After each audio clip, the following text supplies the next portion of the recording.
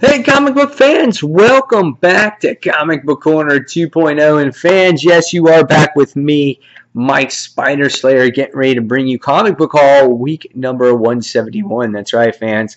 Last week I had this hiccup in my comic week due to the fact that my computer pretty much crashed and I wasn't able to finish anything.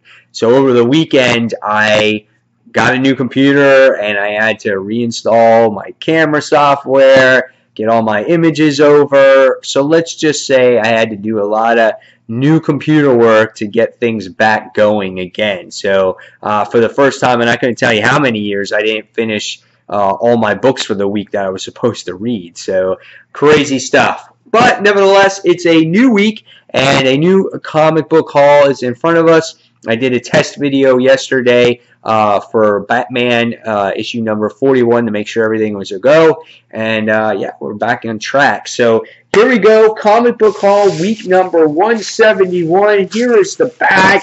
Lots of stuff inside it. Let's see what I got. All right, so I'll take out all the stuff here. And bag's on the floor. And if you guys do see any audio, visual, sound problems, anything possible, let me know in the comments below so I can fix those issues.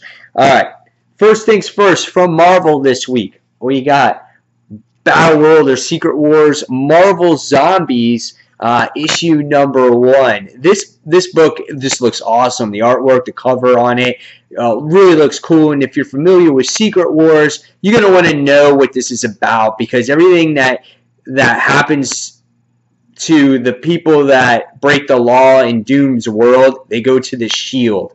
And you have the Marvel Zombies there. You have the what's it called? I'm trying to think. The Marvel Zombies, the Ultrons, and there's Annihilators that are there also. So interesting stuff. I cannot wait to read this. I'm going to do a review on this one on this channel and let you guys know what I thought about this one. So this is Secret Wars Marvel Zombies issue number 1.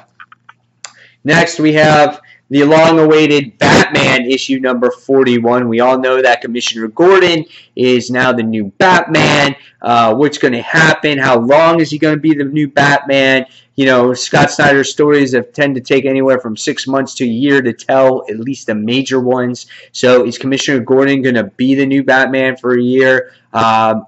If you guys want to see my review on this, I already did one, like I said earlier. This is issue number 41 of Batman. All right, next we have issue 142 of The Walking Dead. In the last issue, we end up finding out that Gregory was being hung. So what's going to happen? What are the ramifications of this? What's going to go forward now with Rick's group and Maggie's group? Are they going to punish her? Are they going to exile her? What's going to happen? They've been talking about this fair that's been going on. You guys see this going on here with all the people. So it looks like they're having their fair. So we'll see where The Walking Dead goes. Great story. Always enjoy it. This is The Walking Dead issue number 142. All right, next we have another Secret Wars tie-in. Kick-ass cover artwork. Unfortunately, the interior artwork is not the same. But this is Spider-Verse issue number 2. I liked this last issue of Spider-Verse, but I didn't think it was the best. And I'm not a huge thing of like Spider-Ham being buddies with Gwen Stacy. I don't know. That was the last thing I expected here. And for me, at least, what's this sudden infatuation with Spider-Ham all of a sudden? So it looks like he's probably going to be in this issue, but where does everything go? How do all these spider people tie into each other here? And what are they going to do? You know, what's the purpose of this particular issue? So this is Spider-Verse issue number 2. Next we have Jason Aaron's other Secret Wars tie-in, and this is Weird World issue number 1. Never read the other Weird World issues, but I just wanted to see what Secret Wars, what their spin of it is. Like, what's it about? How does it fit into the Marvel Universe? Things like that. So I just found it interesting. Of course, I'm getting all the Secret Wars tie-ins, and I just want to see what their stories are about, what they have to offer to their readers. So this is Weird World issue number 1. All right, next we have from Marvel, Battle World or Secret Wars tie-in, Ultimate End issue number 2. I thought that the first issue was fantastic. That was my #1 pick of the week a couple weeks back. I like how we have the Ultimate Heroes kind of teaming up with the 616 Heroes and what's it called? And I think it's just phenomenal. So again, Ultimate Universe, Marvel Universe teaming up. And it looks like you get the 2 Hulks doing battle against each other in here too. So great stuff. Looking forward to it. We'll see what happens. This is Ultimate End issue number 2. Check out that cover. Gray Hulk, Green Hulk. Cool. All right, next, again, as we continue, is Secret Wars Journal issue number 2. Again, this just has like these 2 short little stories in here, and I guess it's to promote other books that are going on within the universe right now. You know, again, I'm continuing to pick it up just to see what all these stories have to offer. This will probably go in a separate collection for me when it comes to Secret Worlds, and pull it out 10 years from now and be like, dude, I remember that event. So this is Secret Wars Journal issue number 2. All right, next we have a book that I was a huge fan of.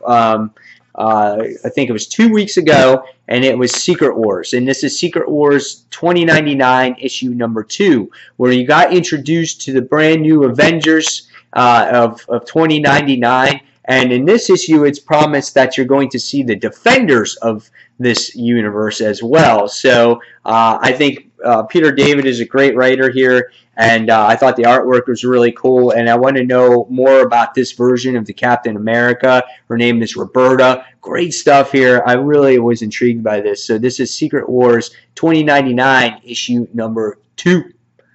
All right.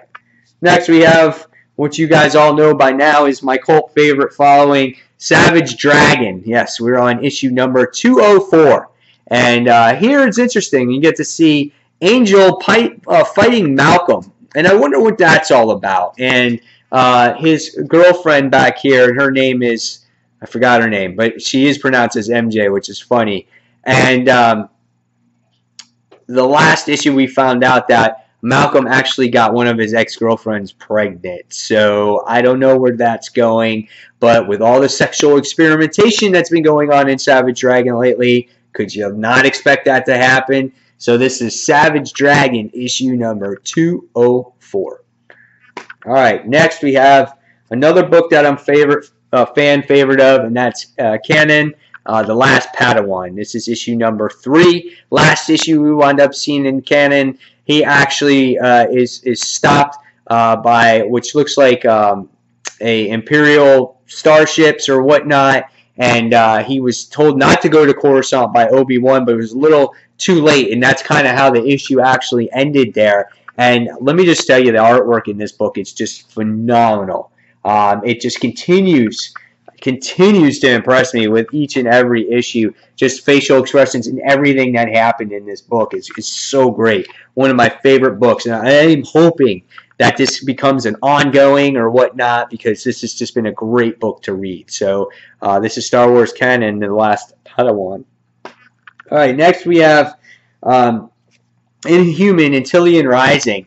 And this book has been so great because in this one you have Black Bolt, who actually can talk in this universe. And where he works, it's just funny because it all has to do with things that mean silent or quiet or whatever it is. It's kind of like the quiet room is the club that he works at. So there's all these little hints or nods that actually go to the real character in here. This is an interesting book. We get to see this version of Ghost Rider, who's like some 1950s mob guy. Wears this hat, and he was killed in the last issue. So interesting story here. Can't wait to see where this goes. And this is Inhumans Antillian Rising, issue number 2. All right, next. This book came out fairly quickly. This is Inferno, issue number 2. We get to see Colossus trying to rescue his sister Eliana against these demons that happen that appear in Manhattan. And Cyclops gives him the opportunity once a year to go rescue his sister. And by the time of the end of this issue, you wind up seeing like the clone sister of Jean Grey and things like that. So this was a cool story. You know, Jean Grey and Cyclops were dressed like in their old X Factor costumes, and it's good to see that throwback there. So I really enjoyed this series, that first issue. Hopefully it continues, and this is Dennis Hopeless who writes this one. So this is Inferno issue number 2. All right, next is another one that I'll be reviewing on Comic Frontline. This is Ghost Racers issue number 1. Ghost Racers.